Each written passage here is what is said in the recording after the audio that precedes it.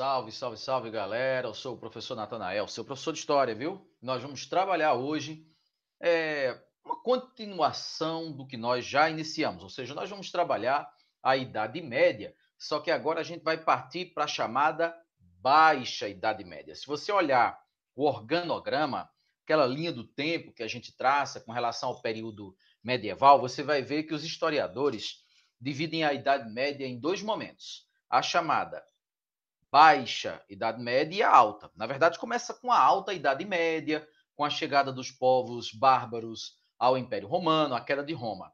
Aí você tem o estabelecimento dos reinos bárbaros, sendo que o principal, mais forte, organizado, duradouro, foi o reino dos francos, principalmente no reinado do Carlos Magno. Eu estou relembrando isso, a gente já trabalhou em outras aulas passadas. Aí você tem toda a organização do feudalismo, a estruturação da igreja, a instituição mais poderosa, etc. e tal.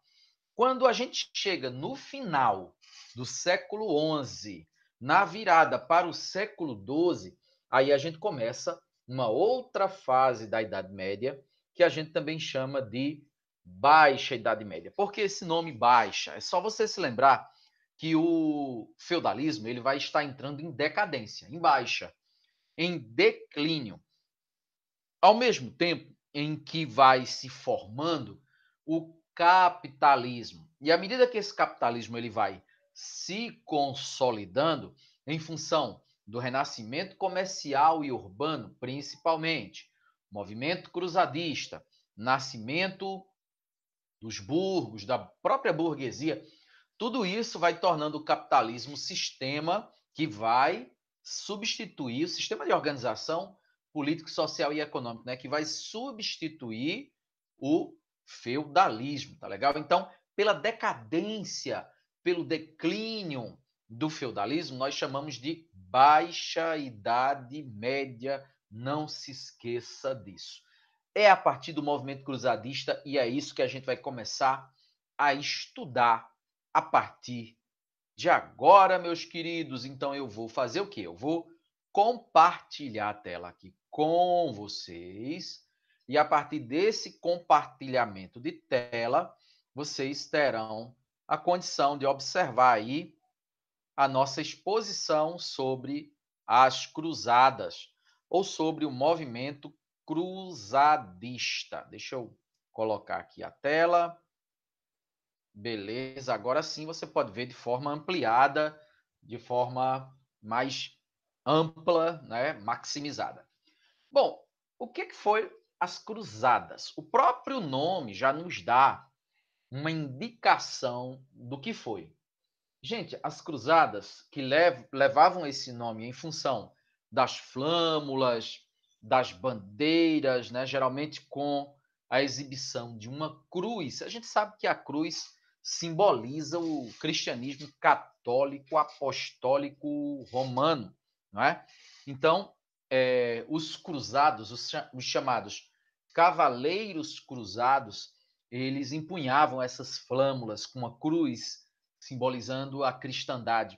Na verdade, foram expedições militares capitaneadas no início pela igreja, mas depois também por várias pessoas, e que tinha por objetivo declarado recuperar a chamada Terra Santa para o controle dos cristãos, uma vez que Jerusalém, principalmente, havia sido tomada pelos muçulmanos, que os cristãos também chamavam de sarracenos, tá certo? Ou seja, os islâmicos.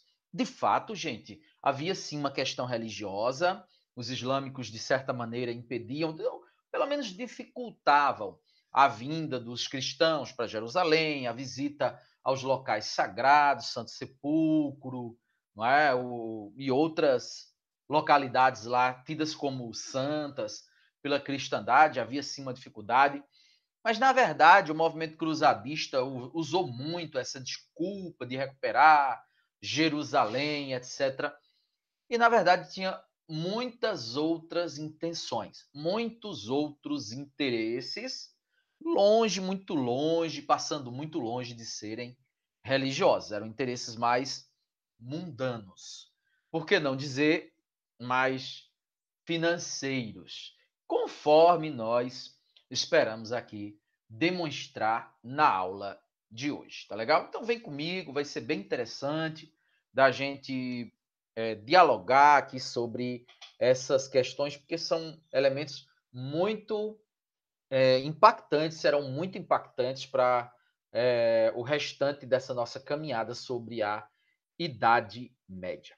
Olha só, agora que a gente já sabe o que foram as cruzadas, nós colocamos aqui os fatores que contribuíram para o surgimento das cruzadas. E aí a gente vai entender um pouquinho do jogo de interesses, né, que estava realmente por trás do movimento cruzadista. Primeiro, as cidades italianas ambicionando vantagens comerciais. Quais eram essas cidades italianas? Principalmente Gênova e Veneza, mas em menor porte também Florença, tá certo? Essas cidades, elas tinham uma grande atuação na bacia do Mediterrâneo e ambicionavam exatamente que com uma ida até o Oriente, uma ida até o Oriente Médio, o chamado Oriente Próximo, né? Uma ida até a Ásia, ia ampliar seu leque de comércio ainda mais. Ou seja, se já era bom, se já estava num bom caminho, se já estava ali dando frutos, né, essa expansão comercial, uma ida até a Ásia, então né, esses horizontes se ampliariam ainda mais. Levando produtos da Europa para a Ásia, trazendo produtos da Ásia para a Europa, a grande questão é que, junto dessas mercadorias, vejam bem, nos porões dos navios vieram também ratos. E esses ratos trouxeram também alguns companheiros consigo, pulgas, trazendo exatamente a peste negra. Falaremos sobre isso daqui um pedacinho. O segundo ponto que nós colocamos é o excedente populacional. Vamos falar para vocês o que estava acontecendo na Europa. Gente, é o seguinte: vai se desenvolver algumas técnicas agrícolas, a chamada charrua, o arado puxado por boi aqui no peitoral, de ferro, um sistema trienal de rotação de culturas, que fazia com que o solo descansasse certos meses no ano, enquanto outras partes da lavoura recebiam o cultivo, para não esgotar, né, a fertilidade do solo. Isso acabou proporcionando cultivos mais avantajados, houve uma maior oferta de alimento, houve uma certa explosão demográfica, uma alta também na questão da longevidade, da expectativa de vida, etc. A Europa vivencia um momento de crescimento populacional. Acontece que uma parte significativa dessa população eram de pobres, camponeses, gente que mal conseguia realmente sobreviver, tinha muitos pedintes na porta das igrejas, nos vilarejos, e isso causava certo incômodo, certa preocupação, e a igreja realmente querendo se ver livre. É duro dizer isso, gente, parece um ataque, mas não é. Isso é real, é concreto, né? A igreja, para se ver livre desses indesejáveis, né, enxergava no movimento cruzadista também uma possibilidade de você escoar esse excedente populacional que tanto distúrbio, tanto problema, preocupação causava para bem longe, né? Você escoar para bem longe da Europa. Como? Transformando-os, esses mendigos, transformando-os em soldados de Cristo. Então, de repente, eles eram empossados pela igreja, agora como cavaleiros, como soldados da igreja, iriam lutar lá na Terra Santa contra os mouros, como também eram conhecidos os islâmicos. Ocorre que a igreja pensava de uma forma muito prática, né? Até muito pragmática. Se esse exército teve até a cruzada dos mendigos, gente. A cruzada dos mendigos, formada só por mendigos. Então, se eles vencem os muçulmanos, era lucro ou era prejuízo para a igreja? Se desse certo, Se eles vencessem, é óbvio, seria um lucro para a igreja, você retoma a Terra Santa. Mas se eles perderem e lá morrerem, e por lá mesmo ficarem sendo lá mesmo enterrados, é lucro ou é prejuízo? Você está percebendo? Mão na roda, né? Seria lucro, seria tido como lucro também. Você resolve um problema na Europa se livrando desses indesejáveis, qualquer que fosse o resultado da batalha, com vitória ou com derrota, tá? Próximo ponto, nobreza sem terra. Bom, eu já devo ter explicado, mas agora eu vou fazer uma breve recapitulação sobre a chamada questão da primogenitura. Vou explicar para vocês o que era isso. Só o filho mais velho do senhor, do suzerano, do senhor feudal, enfim, só o primogênito recebia a herança, o título de nobreza, as propriedades, etc. O que acontecia com os filhos mais jovens? Eles ficavam na dependência do irmão mais velho ou então já eram encaminhados diretamente, ou para serem cavaleiros, ou para serem integrantes do clero, etc.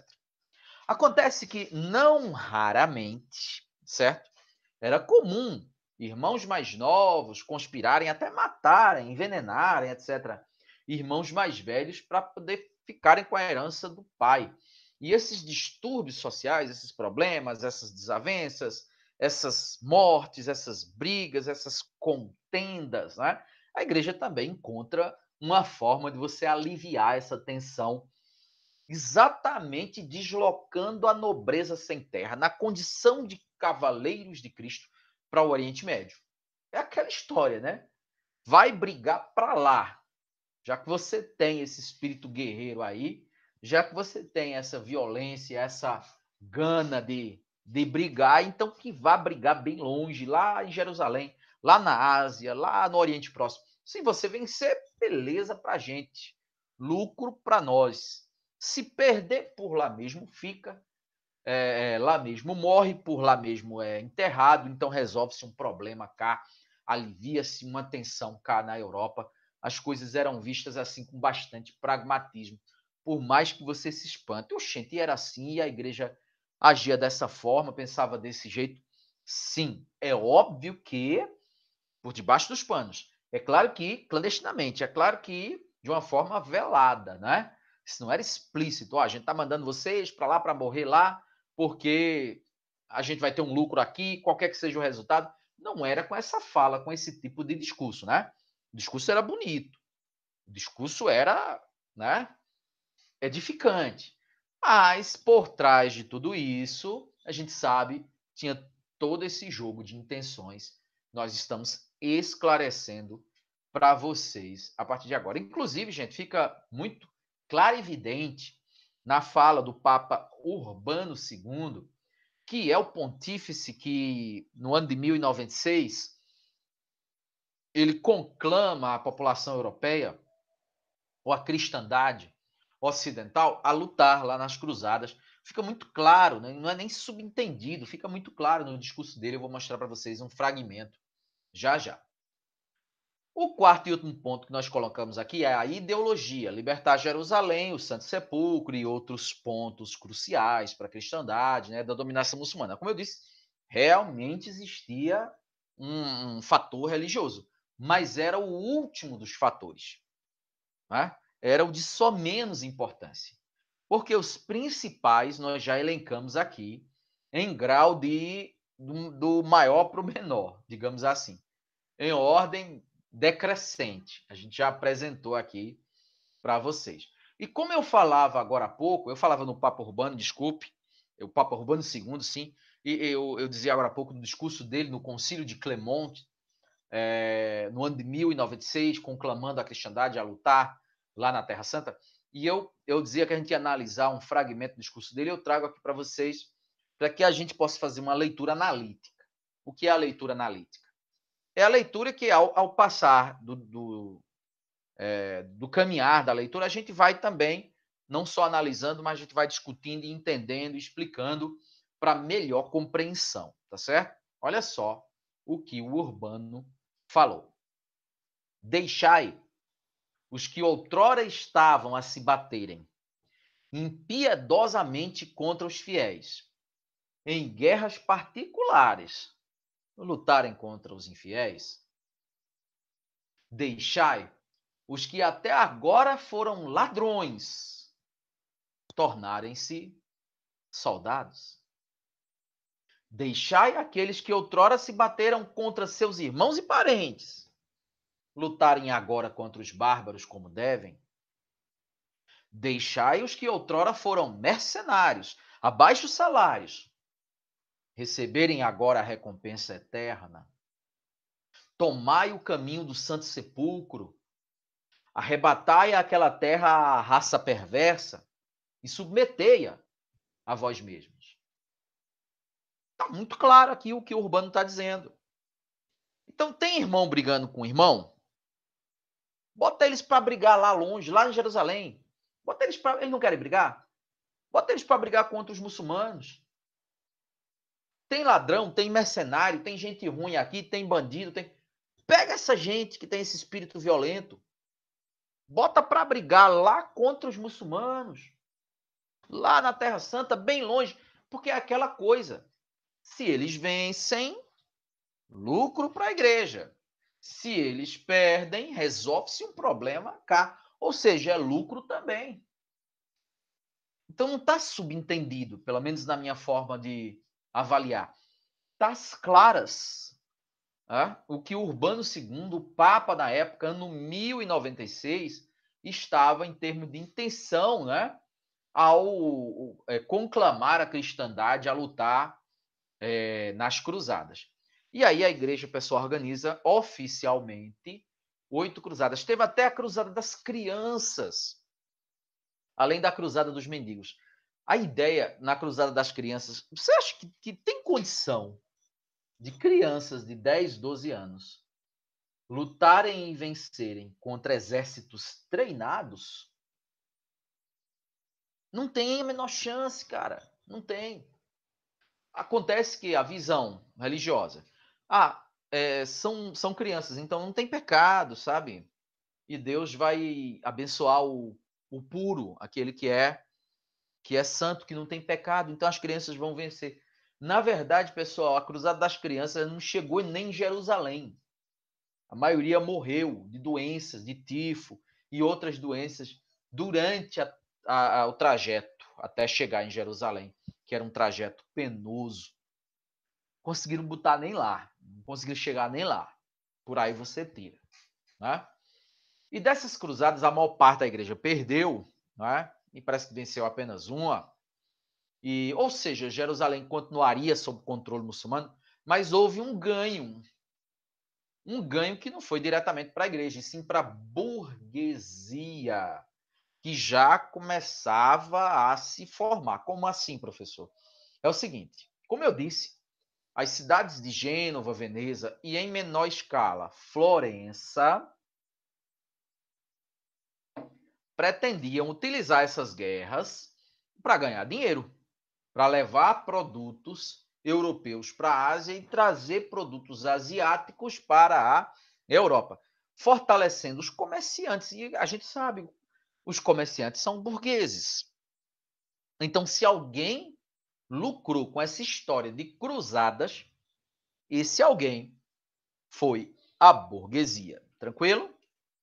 Olha só. E aqui já encabeçando para essa parte das consequências. Nós vamos ter a reabertura, porque um dia foi assim, né? Durante boa parte da Idade Média deixou de ser e agora retorna o mar Mediterrâneo como a grande estrada, né? A grande ponte envolvendo aí, ligando o Ocidente ao Oriente, ou seja, a Europa à Ásia, como rota mercantil. E aqui a gente visualiza as cidades de Gênova, está muito claro aqui, cidades italianas, né? Mas também regiões na França.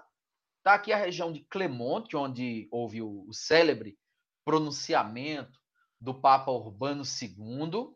E todas essas linhas coloridas que vocês estão vendo aí se materializaram como rotas mercantis, onde burgueses levavam produtos para a Ásia e de lá traziam também para a Europa. Aí a gente tem aquela questão da peste negra, como eu já falei, né?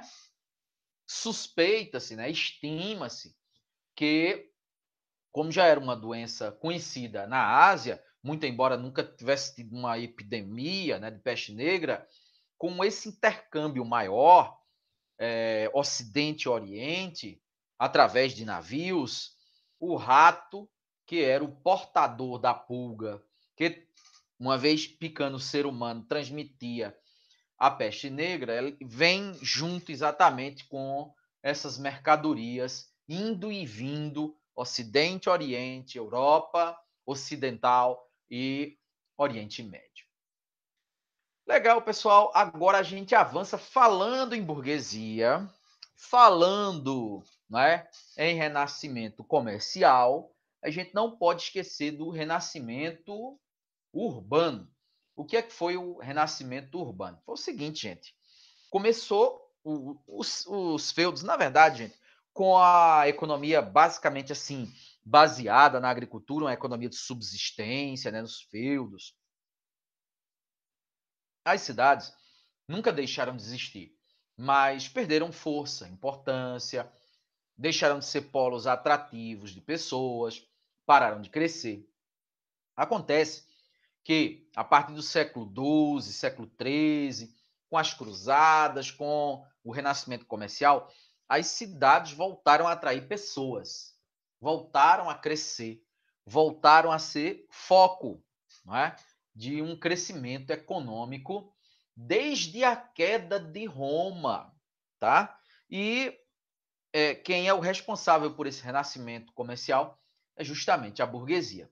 Eles fundavam vilas de comerciantes, locais onde ocorriam assim feiras medievais, na região de Champagne, na França, próximo aos Países Baixos, que é Bélgica e Holanda, né, gente? Começam a surgir os burgos. O nome burgueses vem daí. Burgos eram vilas de comerciantes, no entroncamento de feiras medievais. Vamos fazer a seguinte analogia, olha só. Se há uma feira, um local de comércio intenso, seja de gado, seja de produtos ligados à agricultura, seja de manufaturas, se você é um comerciante, se você vive disso, se você transita de feira em feira, se você é um burguês, portanto, você vai querer estar morando ali próximo, nessas cercanias onde ocorrem essas movimentações mercantis, essas feiras, essas transações comerciais. Quanto mais perto você tiver, melhor. E se fundam ali vilas localizadas dentro de senhorios, ou seja, dentro de feudos. Essas vilas, eles inclusive muravam, como nessa imagem que você está visualizando aí. Eles muravam, faziam uma espécie de uma cerca, um muro, rodeando as casas, rodeando a vila inteira. E eles pagavam tributos aos senhores feudais, ou seja, aos suzeranos, donos das terras, para terem o direito de comercializarem ali, existirem, morarem, habitarem aquele território. Com o passar do tempo, alguns desses burgos sumiram, atrofiaram, desapareceram. Outros floresceram, ao contrário, cresceram e se expandiram.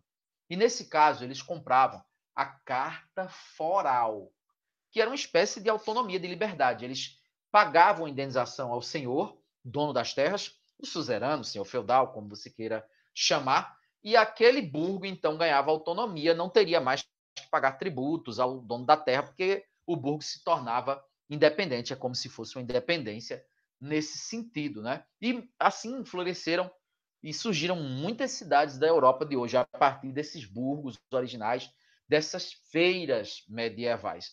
Ocorre que feira, comércio, né, transações mercantis, exportações, Oriente, Ocidente, movimentação de mercadoria, tudo isso é capitalismo. Então vai se desenvolvendo moeda, vai se desenvolvendo câmbio, vai se desenvolvendo a tributação, tudo que envolve taxação, dinheiro, a lucratividade, trabalhador, patrão, etc.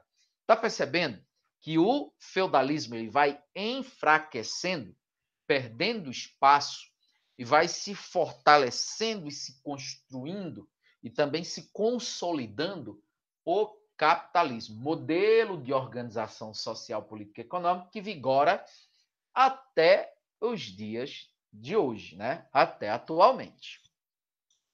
Aí, continuando, olha só. Aí vem um baque. Uma grande epidemia varre, assola, destrói, massacra a Europa.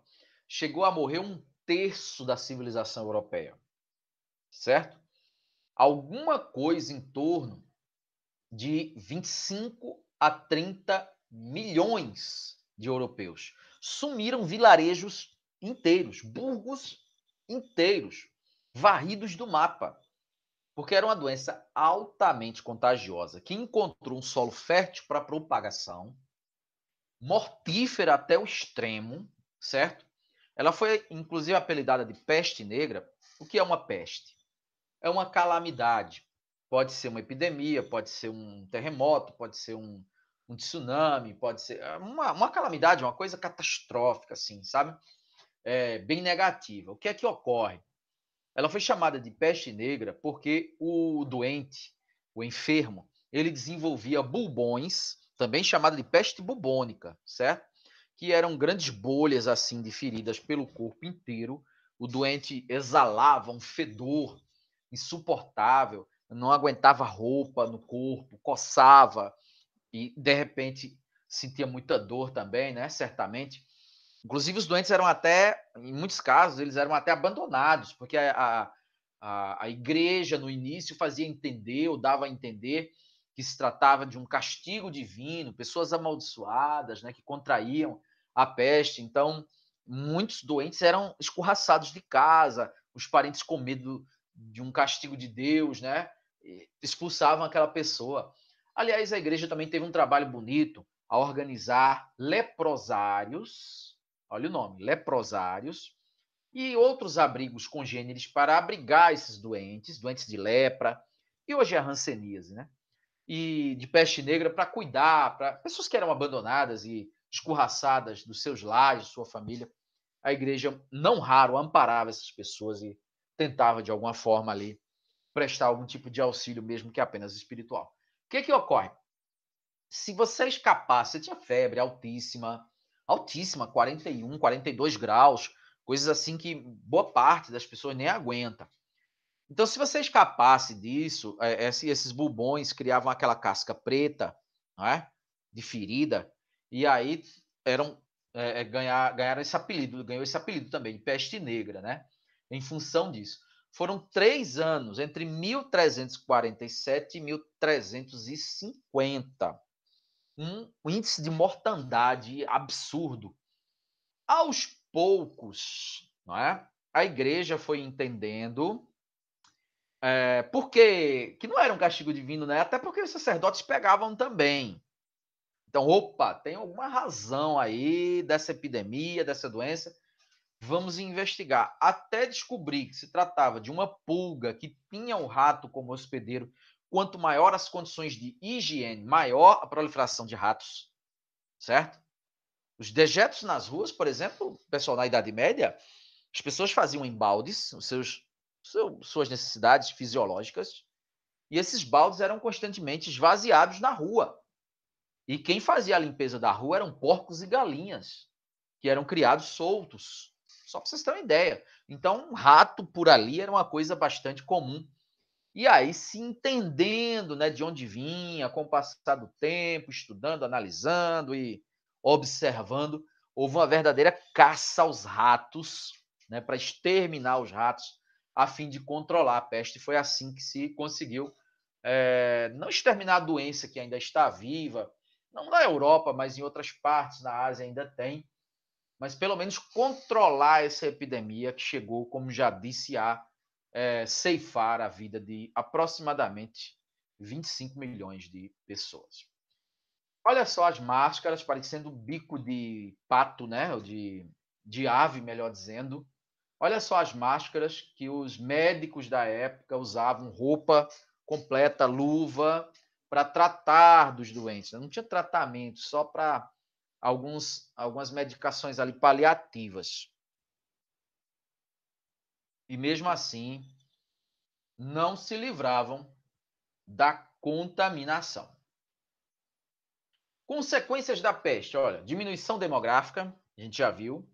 Falta de mão de obra é uma consequência da diminuição demográfica. Questionamentos e enfraquecimento da Igreja Católica, não é? Então, cadê, se é um flagelo de Deus, se é um castigo de Deus, cadê a igreja para interceder pelo povo? Houve quem também questionasse isso. Os pogroms, que eram perseguições aos judeus, pasmem, houve setores da igreja acusando os judeus de serem os responsáveis pela praga, como castigo divino, por eles terem matado Jesus Cristo. A ascensão da burguesia sobrevivente, diminuição da produção e do consumo, né? Crise, né? Em outras palavras, mudança nos costumes e no comportamento, mais um pouco de higiene, né? de asseio, de questões sanitárias para diminuir a proliferação dos ratos, e o colapso do feudalismo, conforme a gente já viu, né? O capitalismo se soerguendo diante aí dessa calamidade. E para fechar, pessoal, então nós temos o fim da Idade Média, que é oficialmente, deixa eu cessar aqui o compartilhamento de tela, o fim da Idade Média, que é oficialmente sepultada no ano de 1453, num evento conhecido como a queda de Constantinopla. Constantinopla era a Roma do Oriente, a capital do Império Romano do Oriente, que ainda se sustentava. O Império dos Bizantinos, a gente vai ver isso. E naquele ano de 1453, Constantinopla, a antiga Bizâncio, ela foi vítima de um ataque dos povos turcos e islamizados, não é? E tombou frente aos muçulmanos. Ainda hoje é uma cidade de orientação religiosa muçulmana, Istambul, a maior cidade da Turquia, e que essa tomada de Constantinopla, né, por parte dos turcos, acabou sendo escolhido pelos historiadores simbolicamente como um marco final da Idade Média e o início de uma outra era histórica, a era moderna, a chamada História Moderna ou Idade Moderna, que nós vamos estudar na sequência, tá certo? Valeu por até aqui você ter me acompanhado, ter me ouvido, ter prestado atenção, ter se ligado em todas essas informações. Pegue seu livro ou outro material didático qualquer, ou pesquise na internet, leia, se informe, se inteire, aprofunde esses temas e resolva questões. Resolução de questões ajuda bastante a fixar todos esses assuntos na tua mente. Um abraço, gente, e até a próxima, se Deus quiser. Valeu, tchau.